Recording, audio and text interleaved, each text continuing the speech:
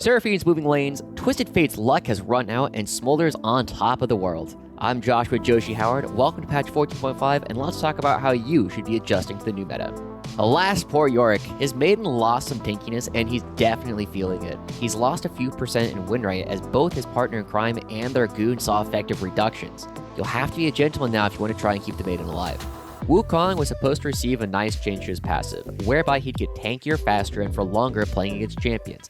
But it hasn't really fixed any of his problems in the top lane, where he either still stat checks you, or he's getting stat checked. It has helped his jungle though, as he's a little bit more durable against the monsters, and he's also able to brawl more effectively in early trades than he was before. According to Riot, Brand was too strong in mid lane and support, whereas his jungle ability was just fine. The nerfs to his burst damage have had the exact effect as intended. His mid support win rates have dropped by about 1%, while his jungle win rate has ever so slightly dropped. If you're a Brand maid, you're not happy about this, but we gotta give our hats off to Riot. They've nailed this minor tweak. Seraphine's somewhat unexpected changes are the talking point of patch 14.5. Historically, the majority of her player base used her as a support champion, but her actual best role was at the AP bot lane. Now, her best role has actually changed to mid. You can play her in two basic ways. Either mid lane, where she benefits from the extra experience and gold, or you can play her as support and say, hey, her base abilities are good enough. They're both having a lot of success, seeing a whopping 4% increase in both roles, but her bot lane, which tries to split the difference, has suffered a similar sized decrease. No matter where you play her, you have options. Archangels, Rod of Ages, Leandries, Shadowflame, and Moonstone Renower are all strong options. Notice, I did not say Rylai's. You all know who you are. Twisted Fate is by far our biggest loser at patch 14.5. He lost a whopping 55 bonus AD ratio on his stack deck, on top of losing the bonus attack speed. His ability to stat check a lot of characters while they're stunned by his gold card has gone down considerably, as has his win rate. It's fallen about 2% in mid, where his AP builds still function, but it's still not a pretty sight for Twisted Fate in the top lane and bottom lane. On top, his win rate is down by around 4%, and for bot, it's down around 5%, which is absolutely massive. He plummeted from S+ on our tier list all the way down to D tier. Twisted Fate mains, sorry, but I think you're gonna have to play the hand you're dealt this time. Viger finally got some compensation for Rabadon's being a bit weaker in Season 14, and Vex got some damage buffs to her passive, which helps out her laning a fair bit. They both improved about 1%. Not the biggest thing, but as fans of Yordles, you gotta say it's good.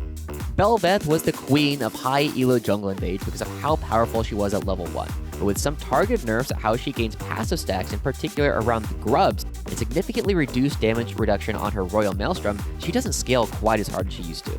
Naturally, her win rate has reflected that, falling a few percent, which is quite a significant decline. For all you jungle mains, you should be even more worried that Bel'Veth will be invading you because now she needs to snowball even harder in order to try and get the same win rates. Evelynn took a double whammy in a nerf to her Q damage and her most built item Lichbane. Her nerf probably looks worse on paper because in-game, Evelynn's win rate only marginally dropped, and it doesn't look like it's having as much of an effect as Riot might have intended. It looks like it's having a stronger impact at lower level divisions, so maybe the more experienced players are just more capable of working with the nerfs and understanding where they need to be. Quick note, it might be worth pivoting your builds over to Hextech Rocket Belt to keep her strong. Jarvan 4 got some small buffs to his scaling with better armor growth and reduced cooldowns on his Q, meaning he's got the same early gank paths available and will be punished less if they don't work. If you want a bit of extra spice, try picking up Eclipse for a big bump in your ganks after you finish it. Nidalee is a champion with an odd identity. Most of her players want her to be a character that relies heavily on snowballing early, with little to show for it if she ever falls behind. However, she still is able to scale into an enchanter very effectively with the way that her heal works. On 14.5, Riot took away some of her tools with less movement speed and reduced damage on her Q at all levels. She's ended up in a position where she's still strong, not as powerful as she used to be, but players are still trying to figure out how they actually want to play this character. It's not been a good few weeks for Rek'Sai mains. After her initial win rates fell as low as 45% in 14.4, players actually threatened to boycott this champion. Thankfully, her win rate slowly picked back up during the patch, but it has fallen yet again in this new patch despite having received a number of quality of life improvements and small damage buffs. For now, people are only seeing success with Stridebreaker rushes, so let's hope that her win rate climbs again as people reacclimate to her new animations. For now, people are only seeing success with Stridebreaker rushes, so let's hope that her win rate climbs again as people reacclimate to the new animations and the new timings they need to memorize. For Kennen and Zac, both champions received some light changes, but our stats suggest they are having little to no impact on their performances in-game, so keep on keeping on. Rejoice! Maokai is finally not the best support in the game and has fallen several percentage points, meaning he is only very good. Losing 5 movement speed and an extra second cooldown on his root means his engages are significantly more difficult to pull off and you're much more flash reliant. Because of this, we've seen an uptick in Hex Flash users, but magical footwear is still performing slightly better.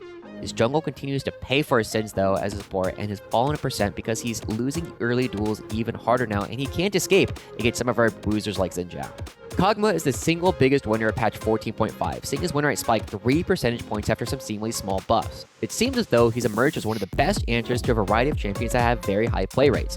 Kog'Maw can go toe-to-toe with Smolder, Kai'Sa, Ezreal, and Jinx as he simply out-damages them when they jump into trade. While the patch notes did mention Trinity Force might do well with the changes to his Q, the data is not backing this up. Just go on hit. It's harder to go wrong with any of these items. Smolder, Smolder, Smolder. He's banned in half of our ranked games and appearing in 40% of the games that he's not banned. He's already one of the better characters in the game, and now he's going to be dominating all levels of play. His damage to squishy targets has gone up once he's hit 225 stacks at basically no cost against tankier targets. The only downside now is you won't be able to play him as well in solo lane, so thankfully we won't have to see more Smolder top lane. Sivir received some small buffs, and Vayne received some medium-sized nerfs, and it's changed their win rates as you might expect. Sivir's improved about 1%, while Vayne fell about 2. It's a lot harder for her to chase different characters down. It does mean that her dueling potential, especially in the top lane, has been significantly reduced. Or perhaps because there are so many item changes in patch 14.5, it's hard to isolate their effects on different champions. Frozen Heart and Heartsteel received small changes, but I wasn't able to find a single champion that had a significant change in their win rates that is directly attributable to either of these changes. Sunfire buffs has helped out some of our tanky boys like Shen, who gained about 1% in win rate between Heartsteel and Sunfire, making him a lot tougher to take down. Lichbane nerfs were also difficult to isolate, as Elise and Fizz, two of the item's biggest users, both saw only marginal decreases in win rate, along with Victor, Azir, and Gallion. The biggest winner that we found with item changes was Neeko, who was already reasonably strong and saw Hextech Rocket Belt AP increase. With a large majority of Neeko players already rushing this item, she saw an increase of several percent and quickly jumped into A tier. Thanks for watching our 14.5 patch rundown. Make sure to like, comment, and subscribe, and we'll catch you next week.